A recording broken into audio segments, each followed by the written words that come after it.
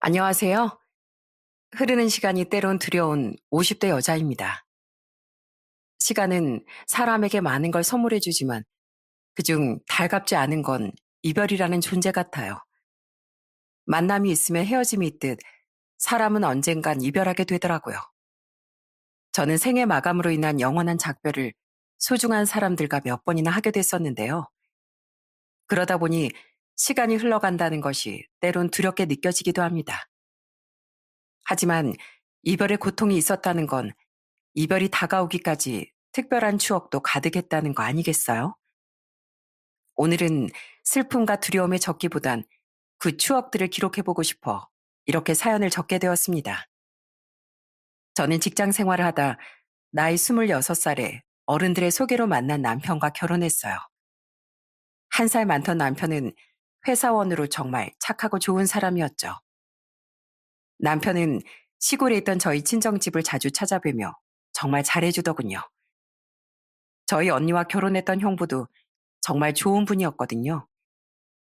남편과 형부는 사이좋게 지내며 친정의 사위 노릇을 톡톡히 해줬습니다. 아들 노릇을 해야 한다며 두 분의 농사도 많이 돕고 아들 없는 친정 아빠 말동무도 곧잘 해주는 등 말이죠. 저 또한 그런 남편 못지않게 시댁에 잘하고 싶었어요. 시부모님 또한 정말 선하고 좋은 분들이셨거든요. 시부모님은 제가 뭘 하든 예쁘게만 봐주고 나무라는 법이 없으셨어요. 어머, 죄송해요, 어머님. 제가 접시를 그만 깨버렸어요. 아유, 우리 며느리 어디 안 다쳤어? 괜찮어. 어차피 그 접시 잘 쓰지도 않던 거였어. 우리 귀한 며느리 설거지 시킨 벌 내가 받은 거다. 앞으로 우리 집 오면 너 주방에 들어가지도 마라. 제가 잘못을 해도 괜찮다. 밥만 잘 먹어도 예쁘다 해주는 두 분이 전 참 좋았습니다. 금술 줬던 시부모님은 함께하는 등산이 취미셨는데요. 전 아이가 없을 때도 결혼한 지 2년 뒤 아들을 낳은 후에도 종종 두 분을 따라 산에 가기도 했어요. 언젠가 한 번은 남편이 친구들과 낚시를 가는데 아들도 데려간 적이 있었습니다. 전 잘됐다 싶어 혼자 시부모님의 등산에 따라갔어요. 그런데 하필 하산 중에 발을 잘못 디뎌 발목을 크게 삐끗한 거예요. 안 되겠다, 애미야. 자, 업히거라. 너무 아파서 발을 딛기도 힘든 와중 시아버지가 절 번쩍 업어드시더군요. 그리고는 절 업고 그대로 하산까지 하셨습니다. 괜찮다고 내려달라고 말씀드렸지만 시아버지 막무가내셨어요. 아이, 우리 귀한 며느리 더 아프면 어떡하냐. 이 시애빈 튼튼하다. 당시 아직 예순이 안 되셨다지만 그래도 50대 후반의 나이셨는데 얼마나 몸에 무리가 가셨겠어요. 그때 시아버진 끝까지 괜찮다고 하셨거든요. 그런데 알고 보니 시아버진 그날 이후 허리에 파스를 붙이고 며칠을 누워 계셨다고 하더라고요. 그것도 시부모님이 제게 말하지 않으려 하셨던 걸 시아버지가 걱정된 제가 시댁에 찾아갔다 알게 된 거죠. 시아버진 죄송해서 어쩔 줄 모르는 제게 껄껄 웃으며 이렇게 말해주셨어요. 애미야, 이건 영광의 부상이란다. 며느리 챙기느라 다친 거면 아주 가치 있는 흔적 아니겠니? 전 이렇게 두 분께 사랑받는 며느리였습니다. 시아버진 부동산을 운영하셨는데 나중에 알고 보니 시아버진 부동산 투자로 재산을 어느 정도 축적하셨다더군요. 시부모님은 그 돈으로 남편의 누나인 시누이와 저희 부부 그리고 시동생이 결혼할 때 결혼 자금도 많이 보태주셨어요. 집값이 서울에 비해 그렇게 비싼 곳은 아니었기에 저와 남편은 그 돈에 저희가 모은 돈과 약간의 대출을 보태 신혼집도 구할 수 있었던 거죠. 그렇다고 두 분이 자식들에게 돈을 다 퍼주던 분들은 또 아니셨습니다. 사람은 돈의 귀중함을 알아야 한다며 딱 그 이상의 도움은 일절 없다고 두 분은 선을 그으셨거든요. 결혼할 때 도와주신 것만 해도 너무 감사한 일이었기에 전 그 이상은 생각도 하지 않았었거든요. 그런데 두 분은 제가 아들을 낳은 뒤 전업주부가 되자 남편에게 말하지 말라며 한 번씩 몇십만 원의 용돈을 지어주시더라고요. 가지고 있다가 급할 때 써라. 아니면 애미 너 예쁜 옷 사입고. 항상 고맙다 우리 며느리. 나중에 안 사실인데 시부모님은 심해부와 동서도 그런 식으로 한 번씩 챙겨주셨나 보더라고요. 두 분은 그렇게 마음 따뜻한 분들이셨어요. 또한 시부모님은 가족에게만 좋은 분들이 아닌 세상에 선한 영향력을 선사하던 분들이었습니다. 두 분은 자신들은 돈이 많아도 백화점 같은 것보단 항상 시장표 옷만 사입고 뭐든 아끼셨으면서 항상 어려운 이웃들에게 기부와 후원을 많이 하셨어요. 아이들은 미래 그 자체라며 고아원 봉사도 꾸준히 다니셨고요. 전 그런 두 분이 존경스러워 남편과 함께 종종 봉사에 따라 나서곤 했습니다. 원래 신우이와 남편은 한 번씩 두 분의 봉사를 따라 다녔다고 하더라고요. 전 이렇게 존경스러운 시부모님을 참 좋아했었어요. 앞서 말했듯 남편에게 누나와 남동생 두 형제가 있었는데요. 딸을 둘 낳고 살던 신우이와 시매부는 참 좋은 사람들이었습니다. 동서도 살갑진 않지만 그래도 괜찮은 사람이었는데 가끔 시동생이 유일하게 집안에 잡음을 일으키곤 했어요. 아버지, 자꾸 남한테 기부하고 후원할 바엔 그 돈 저 좀 주세요. 아예 아깝다고요. 아버지, 저 진짜 기가 막힌 아이디어가 있어서 그런데요. 사업 자금 좀 한 번만 빌려주시면 안 돼요? 그동안 모아둔 돈은 얼마 전에 이사하느라 다 썼단 말이에요. 시동생은 시부모님의 돈을 탐내는 유일한 자식이었습니다. 하지만 그럴 때마다 시아버진 단호히 거절하셨죠. 그러다 한 번은 시동생이 사업을 시작하겠다며 막무가내로 직장을 그만두는 사건이 일어났어요. 거기까진 그러려니 했는데 문제는 또 시아버지께 돈 얘기를 꺼냈다는 겁니다. 사업 자금? 그때 안 된다고 말했잖아. 아버지, 저 일단 저지르고 보면 아버지가 도와주실 줄 알고 퇴사까지 한 거란 말이에요. 제발요. 뭐야? 아, 왜 이렇게 막무가내야? 너 부모가 그렇게 우습게 보였나 본데 난 네가 싸지른 똥 치워주는 한심한 부모들 생각 없다. 하지만 시아버진 끝까지 돈을 해주지 않으셨습니다. 신우이와 남편은 그런 시동생을 크게 나무랐죠. 막내는 언제 철들래? 내가 진짜 막내 옳게 보기가 다 부끄럽다. 창피한 줄 알아, 막내 너. 성인이 됐으면 알아서 살 줄 알아야지. 왜 자꾸 불효자처럼 부모님 속을 썩여? 동선 항상 그런 시동생 옆에서 죄송해만 했습니다. 결국 사업 자금을 마련하지 못한 시동생은 다른 회사에 다시 취업하는 결말을 맞이했어요. 하지만 그 후에도 시동생은 은근슬쩍 눈치를 보며 시아버지께 계속 돈 얘기를 꺼내곤 했죠. 그래도 시동생을 빼면 시댁은 참 평화로웠습니다. 하지만 그 평화에 너무 커다란 그림자가 드리우게 됐어요. 결혼한 지 10년 뒤 어느 날 남편은 폐암 3기 판정을 받았거든요. 회사에서 건강검진을 받은 남편은 이상 소견을 받고 정밀검사를 받았다가 그런 청천벽력 같은 판정을 받게 된 거예요. 난 아내 자격도 없어. 아내라는 사람이 어떻게 남편이 이 지경이 되도록 몰랐을 수가 있어? 정말 미안해, 여보. 저는 남편의 건강이 그 지경이 되도록 몰랐다는 사실에 큰 죄책감을 느꼈습니다. 남편은 절대 제 탓이 아니라며 도리어 절 위로해줬죠. 수술 불가 판정을 받은 남편은 방사선과 항암 치료를 시작했어요. 남편이 투병을 시작하며 양가도 큰 슬픔에 빠졌죠. 친정 부모님은 차로 2시간이 넘는 거리를 한 달에 2~3번씩 왕복하며 꾸준히 남편을 보러 오셨습니다. 언니와 형부도 남편을 자주 문병 왔었죠. 그런 친정 식구들만큼이나 시누이와 시동생도 시부모님도 남편을 자주 찾아왔었어요. 시아버진 처음엔 그나마 많이 의연해 보이셨는데 한 번은 보고야 말았습니다. 병원 정문 옆에 쪼그리고 앉아 지나가는 사람들이 다 쳐다보도록 오열하고 있던 시아버지의 모습을요. 놀란 전 얼른 달려가 시아버지의 손을 잡아드렸어요. 시아버진 그동안 남편 앞에선 일부러 더 강한 척을 하셨던 거예요. 애미야, 나 너무 무섭구나. 우리 종호 저러다 잘못되진 않겠지? 난 우리 종호 없으면 못 산다. 못 살아. 전 역시 자식의 불행 앞에서 의연할 수 있는 부모란 없다는 걸 깨달았습니다. 저는 그런 시아버지를 위해서라도 남편이 제발 암을 이겨낼 수 있길 바랬어요.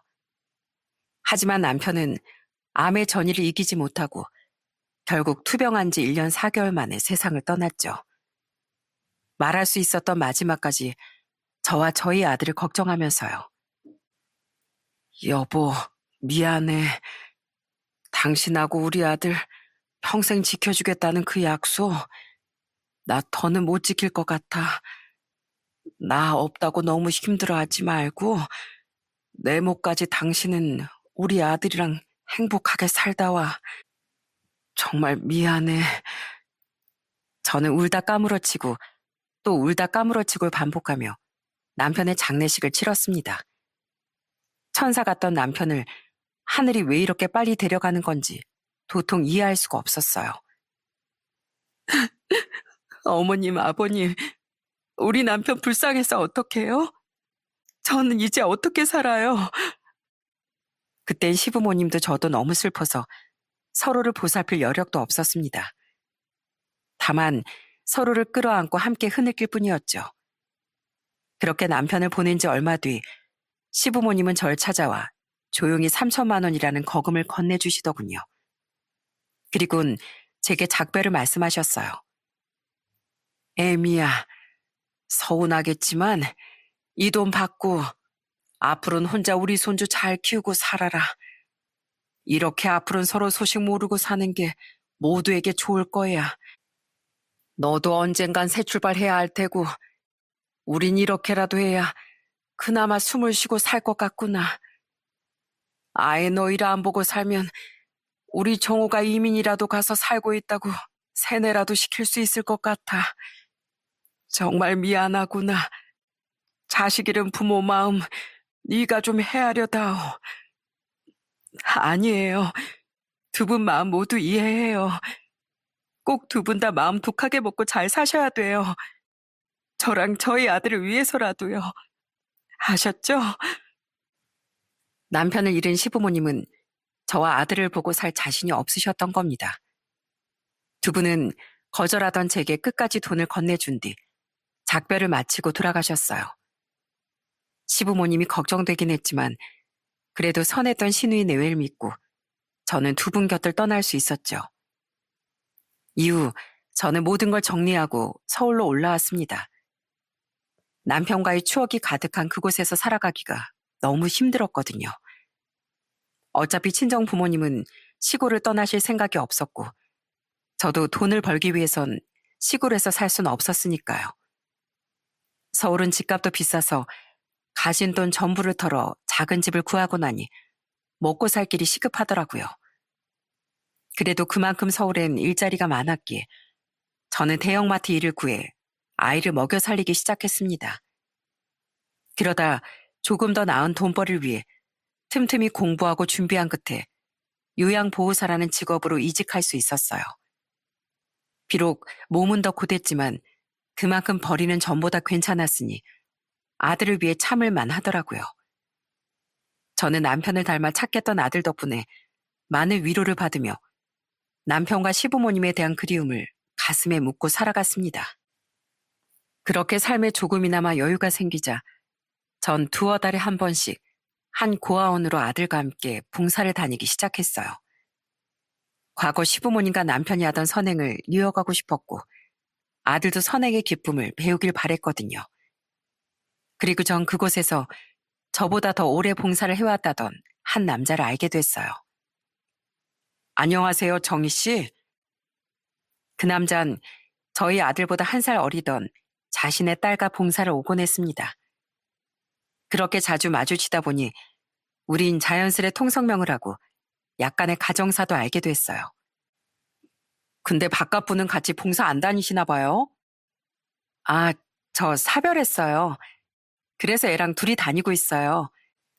애 아빠가 전 시부모님이랑 같이 봉사를 많이 다니던 사람이었거든요. 그렇군요. 괜한 걸 여쭤봤네요. 죄송합니다. 저도 마찬가지로 사별했어요. 저희 딸이 3살 때 교통사고가 났었는데 조수석에 있던 집사람만 먼 곳으로 떠나버렸거든요. 전 도와주실 부모님도 장인 장모님도 안 계셨어서 그 뒤로는 혼자 힘들게 딸을 키웠어요. 저도 집사람도 같은 고아원 출신이었거든요. 집사람은 부모님 2분 다 돌아가시면서 고아원으로 보내진 반면 전 부모님 2분이 절 버렸어요. 아무튼 힘들었던 시절이 생각나서 저도 딸애를 데리고 이렇게 자주 봉사 다니는 편입니다. 솔직히 먹고 살기 넉넉한 형편은 아니지만 그래도 과거 저 같은 처지에 놓여 있는 아이들을 돕고 싶었거든요. 저희 딸은 워낙 착해서 자발적으로 그런 절 따라다니는 거고요. 그 남잔 제 아픈 과거를 물은 게 미안했는지 자신의 사정을 어색하게 털어놓더군요. 그렇게 저와 사정이 다른 듯 비슷했던 그 남자와 전 점점 가까워지게 됐어요. 대화를 나누다 보니 영진 씨는 정말 순하고 착한 사람이더라고요. 고아원의 아이들을 보는 눈빛은 또 얼마나 따스한지 내가 저 아이들이라면 그 눈빛에 많은 위로를 받을 수 있을 것만 같았죠. 한편 저희 아들과 영진 씨의 딸 또한 성별과 나이가 달랐음에도 제법 친해졌더군요. 아들은 워낙 다정다감한 성격이라 학교에서 여자인 친구들도 참 많았었거든요. 영진 씨의 딸인 혜진이도 그런 아들이 참 편했나 보더라고요. 처음엔 사춘기 아이들끼리 애정이 싹튼 게 아닌가 싶어 은근하게 아들을 떠본 적도 있었어요. 당시 저희 아들이 15, 혜진이가 14살 때였거든요. 혜진이 좋아하냐고요? 에이, 어머니, 저 학교에 여자친구 있어요. 그리고 혜진이랑 주로 하는 얘긴 바로 혜진이 연애 상담이에요. 자세한 얘기 혜진이 사생활이니까 비밀이지만요. 이거 혜진이네 아버지한테 말하시면 안 돼요. 아셨죠? 깜짝 놀랐습니다. 아들에게 여자친구가 있다는 걸 그때 처음 알았거든요. 요새 아이들은 빠르다더니 우리 애가 언제 연애를 할 정도로 컸나 싶더라고요. 그리고 2 아이 사이에 남다른 감정이 없다는 걸 알았기에 시간이 흐른 뒤 전 영진 씨가 진지하게 만나보자는 말을 했을 때 조심스레 마음을 열 수 있었어요. 부끄럽게도 그런 남다른 감정은 아이들이 아닌 우리 사이에 싹 텄었던 거죠. 우리의 관계를 눈치챈 아이들은 전부터 우리를 응원했다며 고맙게도 축하해 주더라고요. 그런데 새로 찾아온 행복에 또 커다란 불행이 끼얹어지더군요.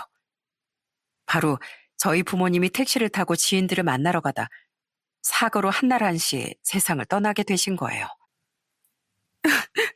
왜 이렇게 다들 날 일찍 떠나는 거야? 엄마, 아빠. 남편에 이어 부모님까지 왜 세월은 자꾸 제게서 소중한 사람들을 앗아가나 싶어 너무 원망스러웠습니다. 그때 제 곁을 많이 지켜주고 의지가 되어준 사람이 바로 영진 씨예요. 그런 영진 씨 덕에 전 괴로운 시간을 꿋꿋이 버티며 다시 일어설 수 있었죠.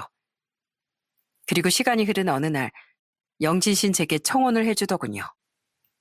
정희 씨가 힘들 때 이제 남이 아니라 남편으로서 힘이 돼주고 싶어요. 상훈이에게도 부족하겠지만 좋은 아빠가 되어주고 싶고요. 저랑 저희 혜진이의 가족이 되어주지 않으실래요?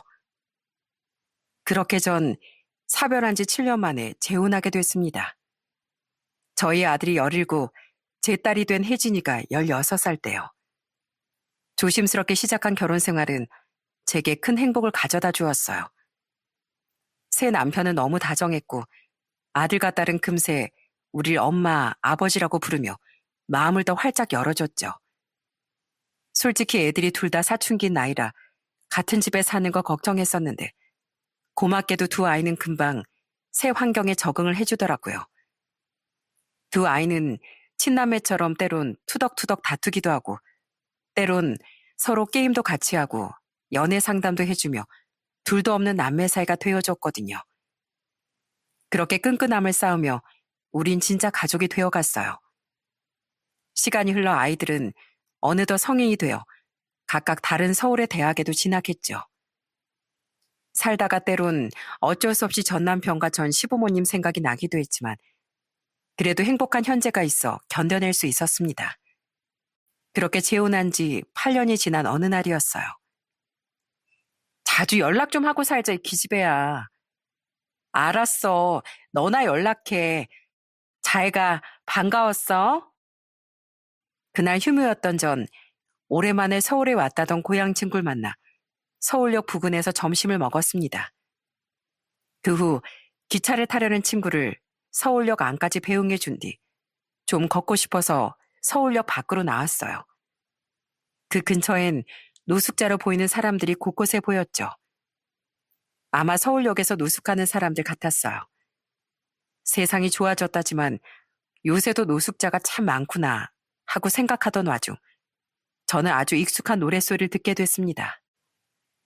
옛날에 금잔디 동산에.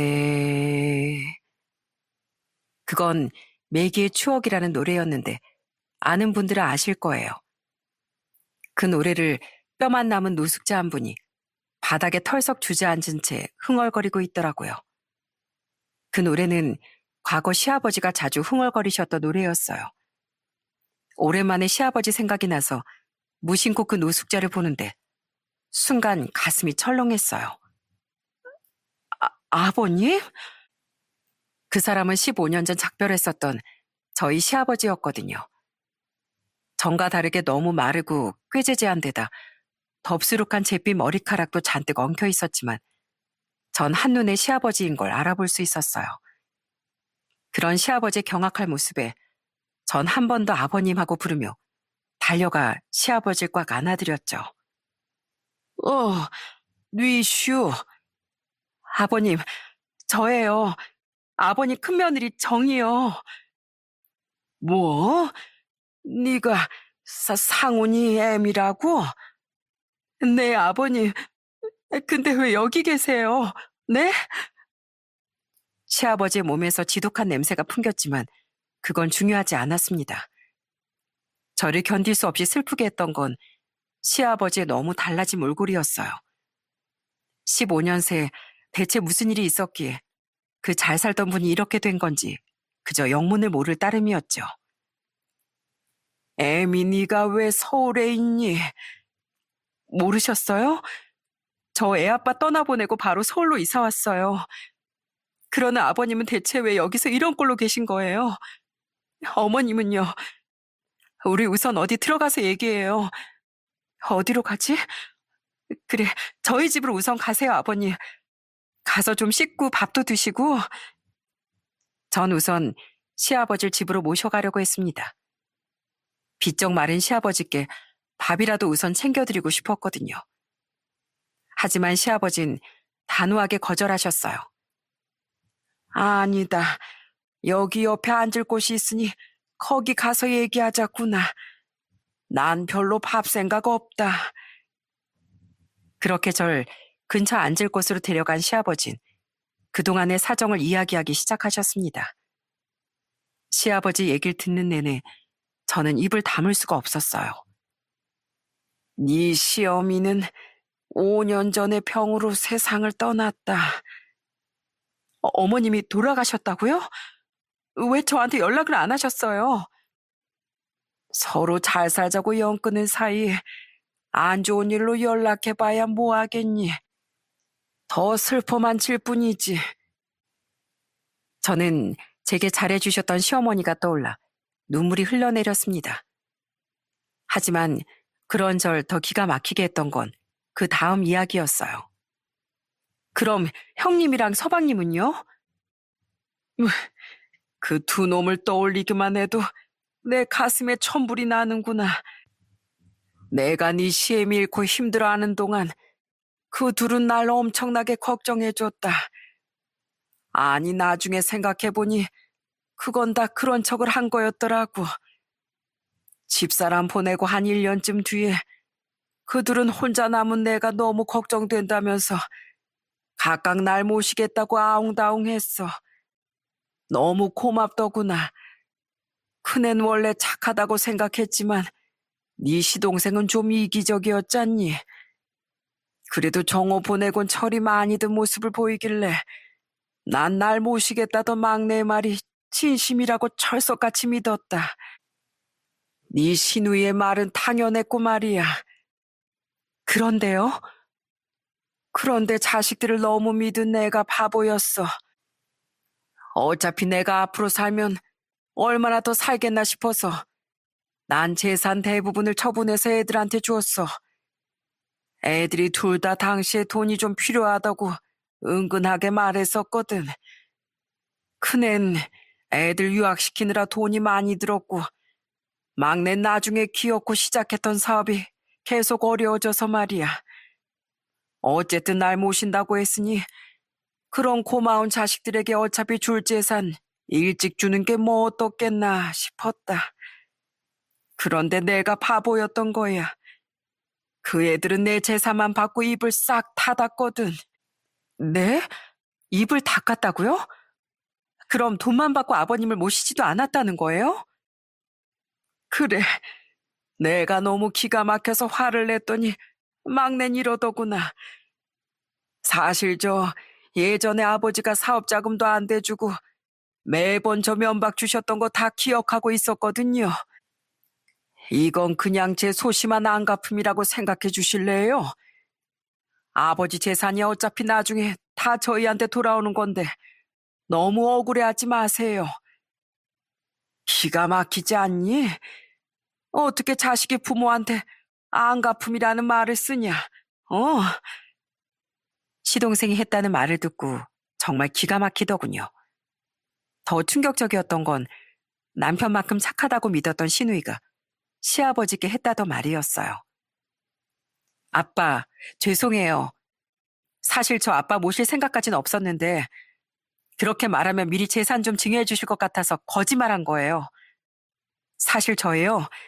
애들 있는 나라로 이민 가려고 계속 준비 중이었어요. 거기에 아는 친구가 정착할 수 있게 도와준다고도 하고 애들도 학원 마치면 그 나라에 그냥 터를 잡을 생각이라고 해서요. 근데 저희 둘 적응하기도 힘든 마당에 어떻게 아빠까지 모시고 가겠어요? 죄송한데 그냥 전 없는 자식이라고 생각해 주세요. 그동안 저 아빠한테 잘했으니까 한 번만 이해해 주세요. 믿기지가 않았습니다. 제가 그랬으니 시아버지의 배신감은 오죽하셨겠어요? 시아버진 시동생보다 형님에게 더 큰 배신감을 느꼈다고 하시더라고요. 심해부도 동서도 자신들에게 그렇게 잘해줬던 시아버지를 모른 척 해버렸다고 했죠. 저는 너무 화가 나서 분통을 터뜨렸어요. 그것들이 사람이에요? 네, 당장 이 인간들을? 저는 휴대폰을 들어 두 사람에게 전화를 걸려고 했습니다. 하지만 시아버진 그런 저를 힘없이 말리셨어요.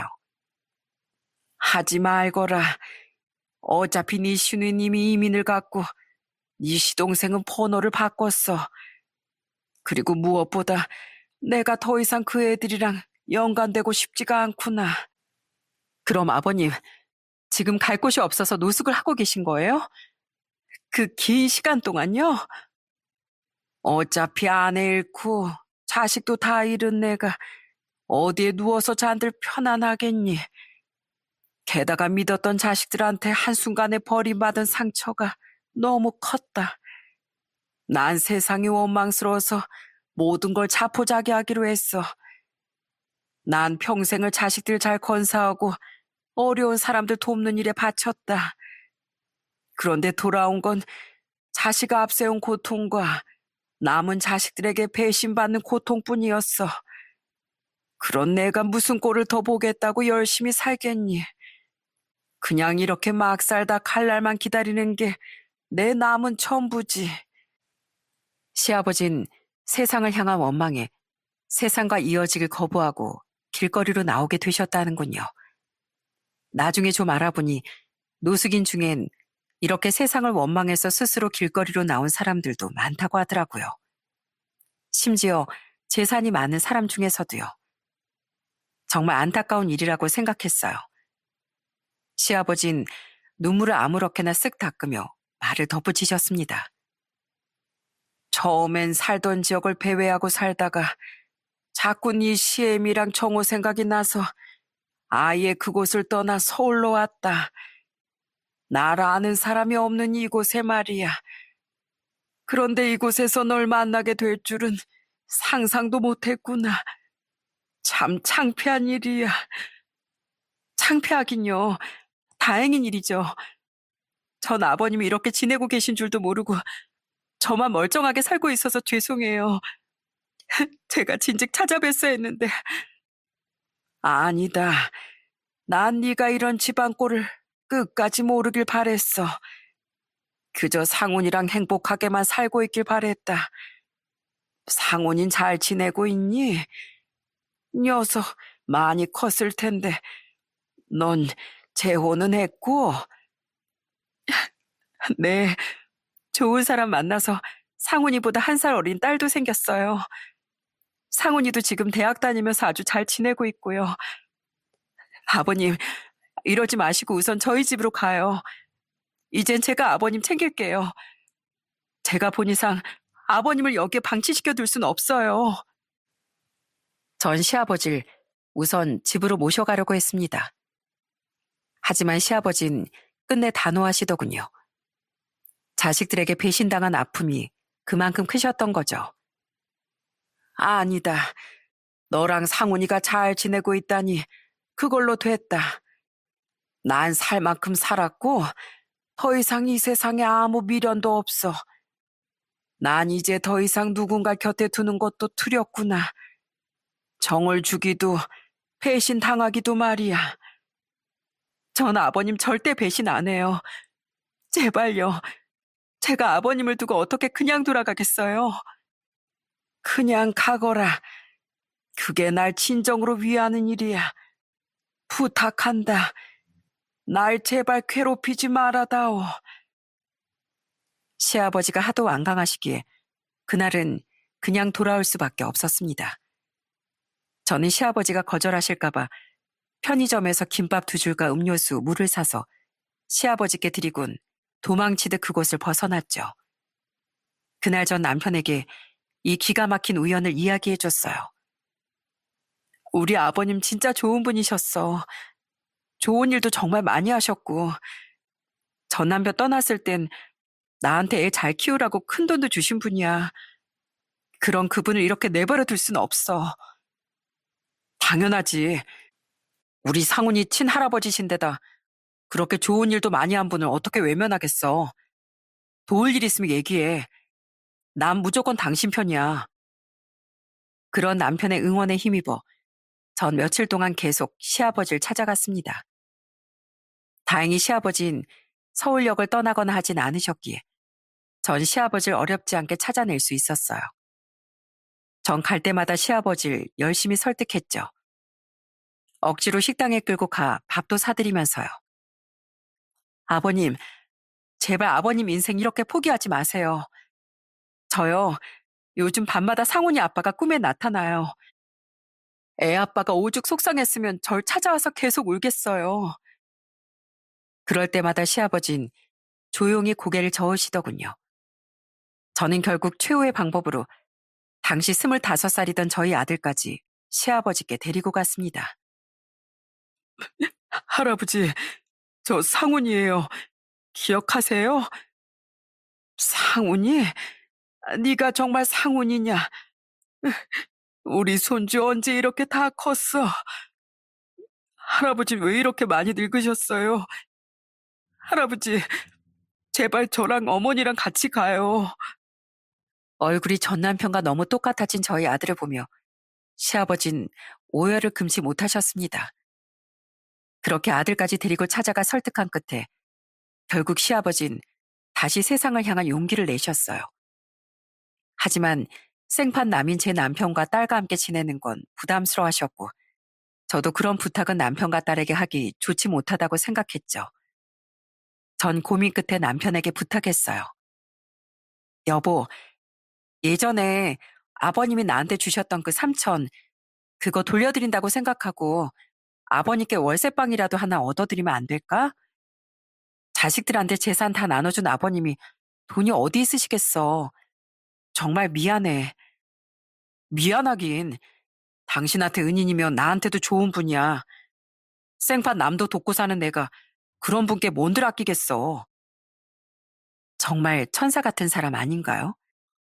저는 고마운 남편 덕에 시아버지께 월세 55만 원짜리 깔끔한 월세방을 얻어드릴 수 있었습니다. 시아버진 그런 저와 남편에게 아주 많이 고마워하셨어요. 그리고 고맙게도 남편은 저와 아들과 함께 자주 시아버지를 찾아뵈어 주더라고요. 자식들에게 배신당한 아픔이 얼마나 쓰라리셨겠어. 오죽하셨으면 노숙자 생활까지 하셨겠냐고. 그런 아픔을 자식 버린 나라도 조금 더 위로해드리고 싶어. 하는 말과 함께요. 그러다 보니 저희 딸마저 자연스럽게 우리를 따라 시아버지를 찾아뵙기 시작했죠. 우린 시아버지의 상처받은 마음을 위로해드리려 모시고 놀러도 많이 다녔습니다. 특히 원래 등산을 좋아하시던 시아버지께 서울의 산을 많이 보여드리고 싶었죠. 하지만 전과 달리 몸도 많이 약해지고 연로해지신 시아버지께 등산은 더는 무리더군요. 그래도 산을 좋아하셨기에 우린 주로 평평한 산 아래 산책로만 많이 걸어 다녔어요. 저는 천천히 걷던 시아버지의 손을 꼭 잡고 이렇게 말을 걸곤 했죠. 아버님, 예전에 아버님이 저 업어주셨던 거 기억하세요? 왜 제가 발목 다쳤을 때요. 기억하다 마다 어찌나 깃털처럼 가볍던지. 거짓말. 그 뒤로 한동안 허리에 파스 붙이고 다니셨으면서. 근데 이젠 제가 아버님 손을 이렇게 꼭 붙잡고 산을 걷고 있네요. 비록 산 아래턱이긴 하지만요. 그러게, 세월이 언제 이렇게 흘렀나 몰라. 할아버지, 힘드시면 말씀하세요. 제가 업어드릴게요. 그렇게 추억 이야기를 하고 있으면 시아버지 뒤에 서서 걷던 저희 아들이 듬직한 말을 덧붙이곤 했습니다. 그럴 때면 시아버지가 저런 모습을 자식들에게 기대하셨을 텐데 싶어 괜히 마음이 미어지곤 했죠. 또 제 남편은 시아버지 찾아뵐 때나 집으로 초대할 때면 시아버지와 바둑을 자주 두곤 했습니다. 남편은 자신도 시아버지께 즐거움을 드리고 싶다며 뭘 해드릴 수 있을까 고민했었거든요. 그때 문득 과거 제 전 남편과 바둑을 곧잘 두시던 시아버지의 모습이 떠오르더라고요. 생각해보니 지금의 남편도 바둑을 좋아했었거든요. 제게 그 얘기를 들은 남편은 그 뒤부턴 시아버지와 시간을 보내려 열심히 바둑을 도졌던 거예요. 자네, 젊은 사람이 생각보다 실력이 상당하구만. 저번에 어르신께 완패한으로 연습 좀 했습니다. 이렇게 시아버지와 계속 한 가족처럼 가까워지다 보니 딸도 시아버지와 더 친해지고 싶었나 보더군요. 어느 날엔 삼겹살 집에서 고기를 구워 먹고 있었는데 딸이 고기를 작게 잘라 쌈을 하나 싸더라고요. 그리곤 그걸 시아버지께 건네며 이러는 겁니다. 할아버지, 드세요. 나 소화 잘 되라고 작게 잘라준 거야? 고맙구나. 근데요, 할아버지. 저도 할아버지를 할아버지라고 부르니까 오빠처럼 손주로 여겨주시면 안 돼요? 저도 오빠처럼 할아버지 손녀하고 싶은데. 친할아버지도 외할아버지도 없었던 딸은 할아버지가 생긴 자기 오빠가 부러웠던 모양이에요. 그 말을 들은 시아버진 이젠 안 보고 살게 된 손녀들이 생각났는지 눈가를 붉히셨어요. 그리곤 당연히 되고 말고 고맙구나 얘야. 아니 내 손녀 하고 말씀하시는데 딸이 참 맑게 웃더라고요. 이렇게 저희 가족은 시아버지와 한 가족의 모습을 이루어갔습니다. 그리고 그 세월 동안 시아버진 절대 받기만 하진 않으셨어요. 시아버진 월세방에 들어간 지 5개월 뒤부턴 저희에게서 월세를 받지 않으시더군요. 나도 돈 있다. 그러니까 내줄 필요 없어. 네? 아버님이 돈이 어디 있으셔서요? 괜히 미안해서 그러시는 거죠? 아니야. 사실 나도 다 나올 곳이 있어. 내가 노숙을 했던 건 월세집 얻을 돈도 없어서가 아니라 정말 말 그대로 살기 싫어서였다. 날 배신한 이 세상 엉망으로 살다가 까무로 갈 생각이었지.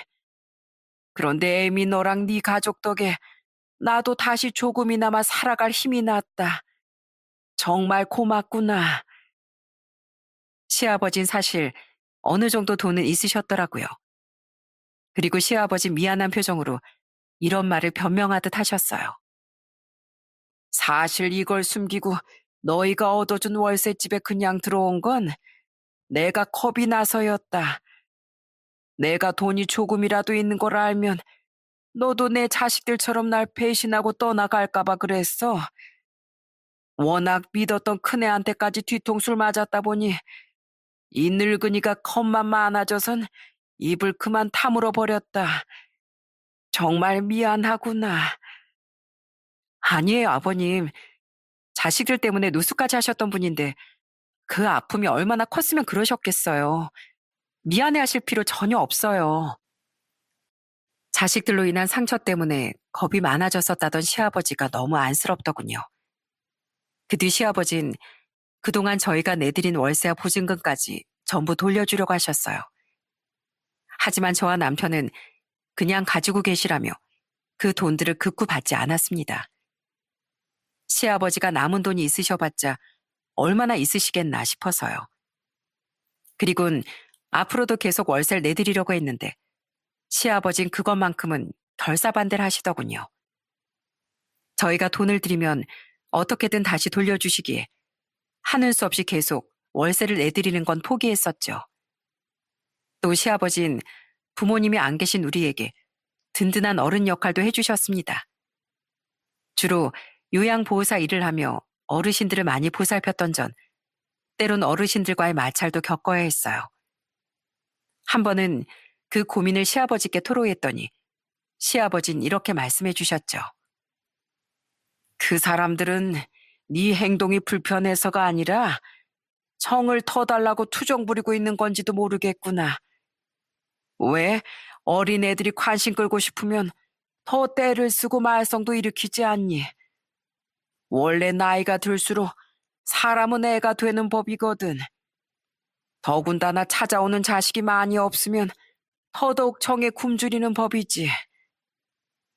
그런 조언을 들은 뒤 전 어르신들께 자식된 마음으로 더 진심으로 다가갔었거든요. 그러니까 정말 어르신들과의 마찰도 줄어들고 오히려 제 직업 만족도도 올라가더라고요. 보람이 느껴졌으니까요. 회사에서 일하던 남편 또한 어느 날엔 시아버지께 정년 이후의 삶에 대한 고민을 털어놓더군요. 그때 시아버진 이렇게 말씀하셨죠. 나도 그랬네. 뭔가 예순이 지나면 내 찬란한 시절이 다 끝나는 것 같았지.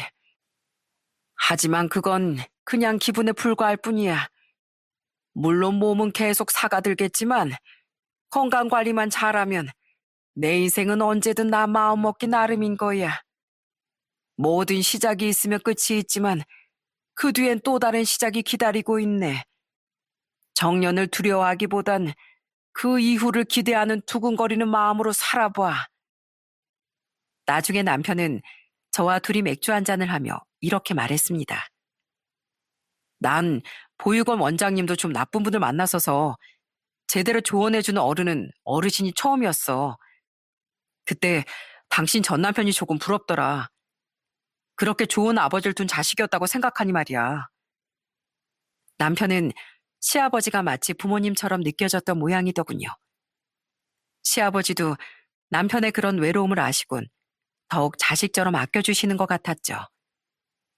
그렇게 우린 서로에게 많은 힘과 위로를 받으며 살았어요. 그렇게 4년이 지난 후 어느덧 80대 초반이 되신 시아버진 병원에서 위독한 순간을 몇 번이나 넘기시게 됐습니다. 노화와 그로 인해 심해진 지병이 시아버지의 생명을 갉아먹었던 거예요. 가뜩이나 노숙 생활까지 오래 하셨었으니 몸이 더 빠르게 쇠약해지신 거죠. 저희 가족은 그런 시아버지의 곁을 조마조마한 심정으로 지켰습니다. 그러던 어느 날 시아버지가 저와 남편에게 놀라운 말을 하시더군요. 애미야, 내 정말 숨이 넘어가기 전에 꼭 해둘 말이 있다. 뭔데, 아버님? 사실 너한테 아직도 숨기고 있던 것이 있었어. 나한테, 자식들한테도 끝까지 숨겼던 지방의 작은 상가 건물 하나가 있다. 2억 5천 정도 되는 건물인데, 사실 그동안 거기서 나오는 월세로 내가 생활할 수 있었던 거야. 이것조차 너에게 말하지 않았던 건 혹시 그걸 알게 되면 너도 날 돈으로만 보지 않을까. 그래서 또 외톨이가 되지 않을까 하는 내 질긴 두려움 때문이었다. 너와 애비를 믿지 못한 게 아니라 내가 못나서 말이야. 저는 다 이해한다니까요. 왜 그걸로 자꾸 아버님 자신을 자책하세요? 그렇게 말해주니 고맙구나. 그 상가 건물, 내 진즉 나 떠나면 네 앞으로 상속되도록 손 써두었다. 어차피 다른 자식들은 이미 내가 준 재산이 많아서 그 건물까지 넘보지 못해. 그러니까 그거 가지고 앞으로 상훈이, 혜진이 결혼할 때까지 잘 보살펴 주려무나. 애미야, 그리고 영진이 자네, 두 사람 모두 너무 고마웠어. 상처만 남은 내 삶에 마지막 행복을 안겨줘서 말이야. 네? 그 건물을요? 하지만 거절할 생각은 말거라. 정 부담스러우면 내가 내 손주들한테 남겨주는 거라고 생각해. 우리 상훈이랑 혜진이한테 말이다. 상훈이도 상훈이지만 날 진짜 할아버지처럼 대해주고 사랑해준 우리 혜진이에게도 난 이렇게나마 할아버지로 남아주고 싶구나. 부탁한다. 시아버진 저희에게 끝까지 숨겨두셨던 상가 건물을 주신 겁니다. 상가 건물뿐 아니라 약간의 재산까지 모두 다요. 그리고 그때 들어보니 시아버진 저희 딸까지도 정말 손녀로 생각하고 계셨더라고요.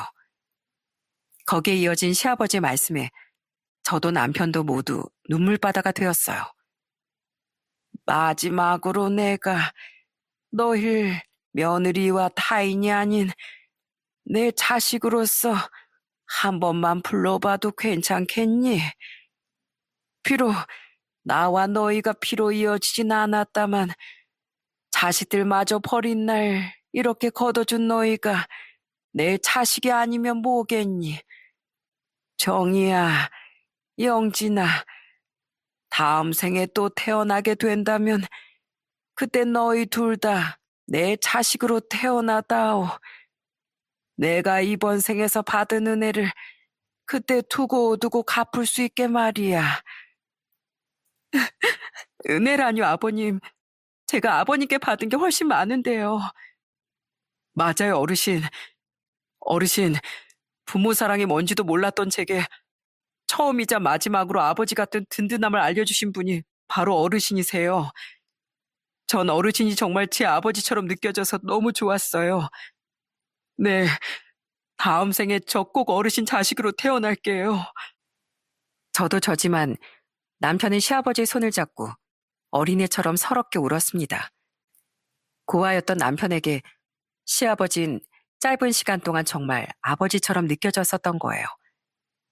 시아버진 그런 남편의 머리를 진짜 부모님처럼 따뜻하게 쓰다듬어 주셨죠. 그리고 시아버진 2주 뒤의 어느 날 갑작스런 폐렴으로 영영 눈을 감으셨어요. 저와 남편 그리고 저희 아이들이 모두 지켜보는 가운데서요. 아버님, 하늘에 가선 부디 상훈이 아빠랑 어머님이랑 행복하게 지내세요. 우리 상훈이 걱정은 마시고요. 시아버지의 장례는 조용히 치러졌습니다. 전 시누이와 시동생을 장례식에 부르지 않았어요. 불렀어도 왔을지 모르겠지만 시아버지가 그들을 부르지 말아달라는 유언을 남기셨거든요. 마지막 가는 길까지 그들을 보고 싶지 않으시다면서요. 마음 같아선 장례식장으로 불러 아주 요절을 내주고 싶었지만 그런 시아버지의 유언을 따르기로 한 거죠. 언젠간 꼭 천벌 받으라는 마음속 저주만 남긴 채로요. 그렇게 시아버지를 보내드린 지 아직 반년도 채 되지 않았습니다.